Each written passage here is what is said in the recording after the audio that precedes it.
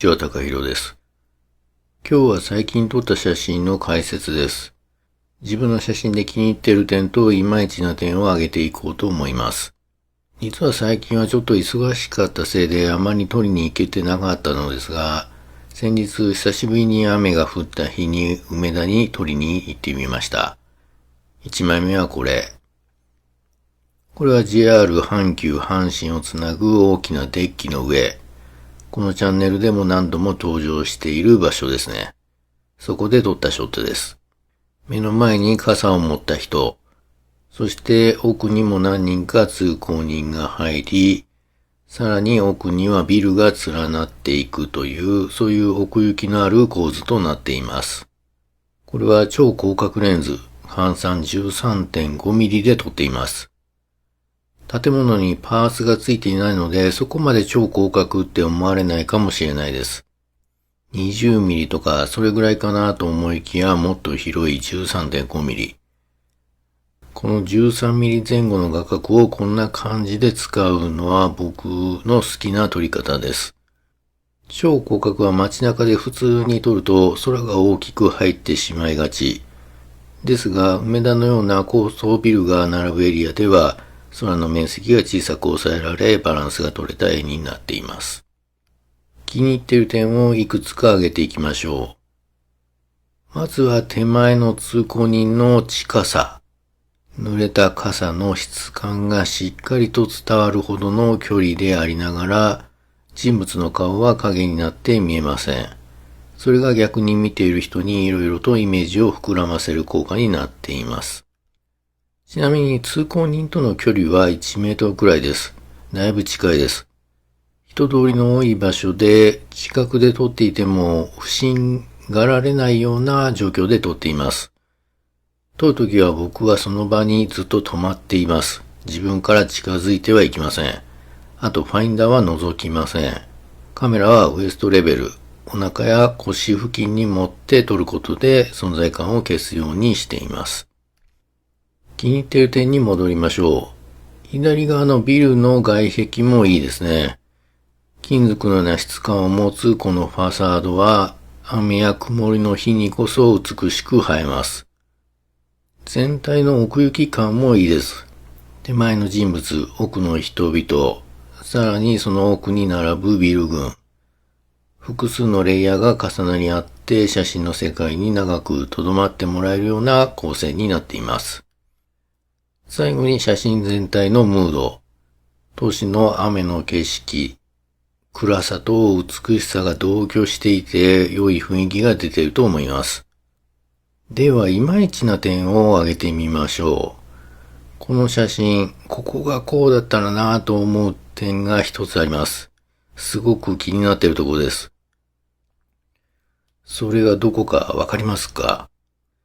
すぐに分かった人は相当写真を見る目が鍛えられていると思います。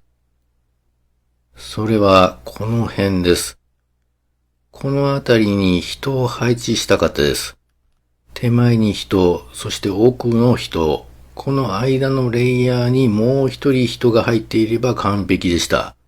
それによりさらに奥行き感が強調されます。大きく映る人、中くらいの人、そして小さい人という具合に人の配置にリズムが出るでしょう。そう考えていくと左手前のスペースが若干寂しいと感じられますね。人の配置なんてその時の運なので変えられないじゃんと思われるかもしれません。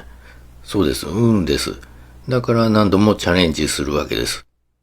僕にとってこの写真は一定の満足を得られるものでしたが、同時に次はもっといいものにしてやるぞという強い欲が出た写真でした。次の写真に行きましょう。次はこれです。これは上から見下ろして人と影を撮った写真になります。いわゆる王道と言いますか、パターン化された構図の一つです。柱と人の影の斜めのライン、これが効いています。明るい地面も画面上の方がより明るく、そこから下に行くほど暗くなという風にグラデーションになっている点も気に入っているところです。人の影もしっかり綺麗な形をしています。足の形が崩れたりすると一気にダメになるので、そこは気をつけています。いまいちな点は構図的なバランスです。この人の位置はちょっと柱に近すぎるかなと。もう半歩右に、この辺を通ってくれたらベストでした。こういうシンプルな写真の場合、構図的なズレは結構気になるマイナスとなります。もっと粘っていればベストに近いものは撮れたでしょう。ただ今の僕のモチベーションとしては、これを何としても完成形に持っていくぞという気持ちは薄れていて、こういった写真のテイストとはまた別の方向性をもっと極めてみたいなと思っています。ということで今日は最近撮った写真2枚の紹介でした。メインは1枚目の方。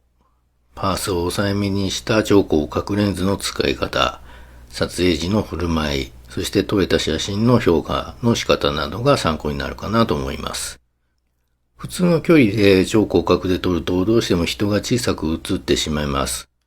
インパクトを出すなら結構近い距離で撮る覚悟が必要になってきます。ただこれは万人におすすめするやり方ではないので、本当に撮りたいと思った人だけやってください。離れた距離で超広角を使う場合は、その場所のラインを利用して人物に視線誘導できるように構図を作るなどの工夫を入れています。超広角の使い方、ちょっと慣れるまで苦労するかもしれませんが、ぜひマスターしてください。それではまた。